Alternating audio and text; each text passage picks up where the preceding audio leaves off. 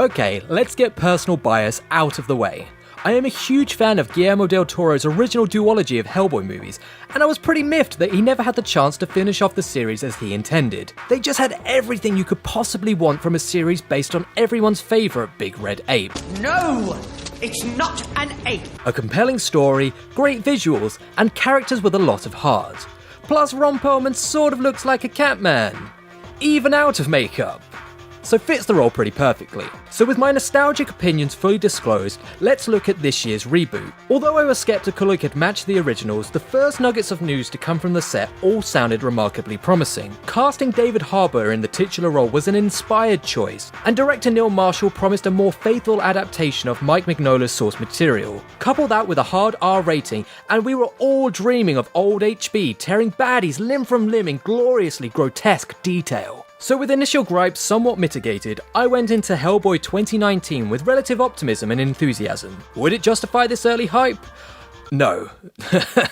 No, it bloody wouldn't. CeX. So first things first, this movie tries to squeeze way too much into an already bloated runtime. It feels like it's trying to cut and paste some of the choice monsters and set pieces from the comic books without fully exploring them in any satisfying way. This results in Ian McShane's portrayal of Hellboy's father figure, Dr. Broom, largely being reduced to a walking, talking exposition man, just so everyone can keep up with what's going on. Couple this with some shoddy editing and it effectively feels like you're watching a long music video. And even that I could give a pass to. I'm not above enjoying a good, mindless spectacle, only the CG is also just woefully bad. Even compared to the original film, released 15 years ago, it feels cheap, has that horrible plastic veneer, and makes you abundantly aware that large portions of the movie were filmed in front of a green screen. The quality of the CG doesn't necessarily make or break a film, but it really doesn't do it any favours. To make matters even worse, Hellboy plunders new depths when it comes to both its lead and supporting cast. Harbour and McShane struggle to bring any tangible chemistry to the father-son dynamic between Hellboy and Dr. Broom,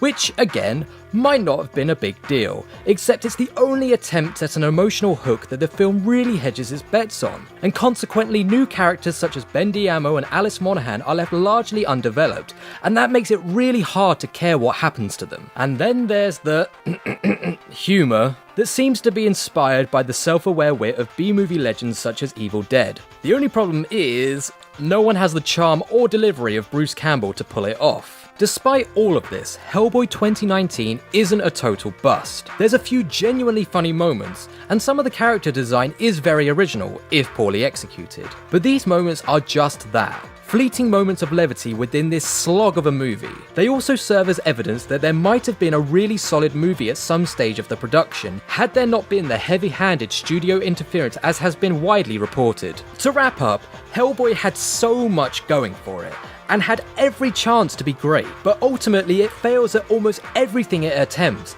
and we're left with a mess of a film that doesn't feel like it was written for teenagers, but written by teenagers. So do yourself a favour, pick up a copy of Del Toro's take on the Big Red Ape and enjoy a much superior double feature at home.